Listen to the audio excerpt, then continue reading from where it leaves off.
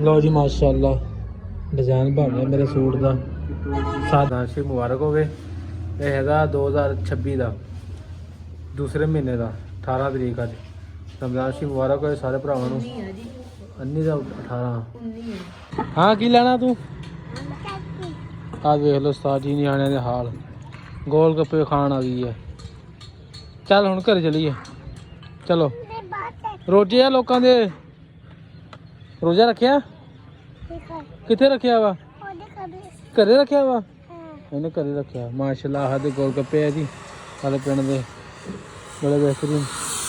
ऐ फड़ा दी रोटी भी हुण चला मैं घर लैके चलना चला जा आ जा वो उत्थे नहीं घर जाके खाइए ओए उन्होंने मारना। लो जी माशाल्लाह जी मेरा सूट सिलाई हो रहा काटन दा। ए वेखो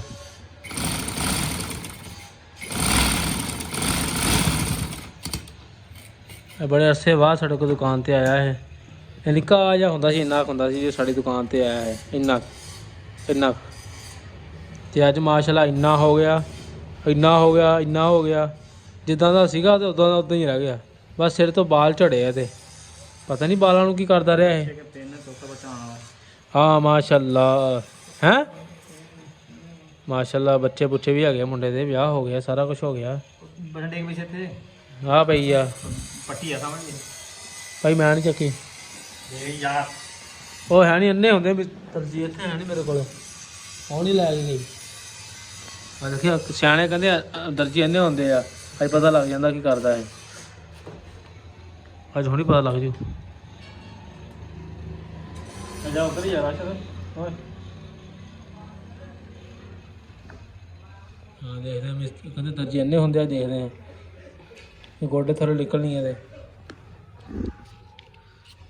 नहीं इधर भी है नहीं मारा कीड़ा आ देख लो गोडे थोड़े निकली ने दर्जी वाकई अन्ने होंगे आ। असी बैठे हैं सिर ते क्योंकि मेरा सूट सिलाई हो रहा ऐ सही करके करना इन्हें क्या ते थोड़े जोड़े हाँ की कहते होंगे आ सिलाई की चलती है सूट की साढ़े चलन रही है तकरीबन 1200 रुपए 1300 रुपए ते थोड़े की चलती है कमेंट च लाजमी दस्सियो। सीजन जोड़ा ईद का बड़ा प्यारा लगना साडा रोज़े रमजान शरीफ का ते भाईजान साडे आ गए आ। देखो सिलाई करन डे माशाल्लाह काटन का सूट मेरा 2-3 दिन सीन ते आ ते मेरा एक आ सूट रह गया वा एक उस तो बाद लियावांगे। इधर डिज़ाइन वगैरह बनाना ये सिर बैठा मैं सोहना रख बाकी साड़ी वीडियो लाइक करो शेयर करो कमेंट करो दबा के सपोर्ट मारो।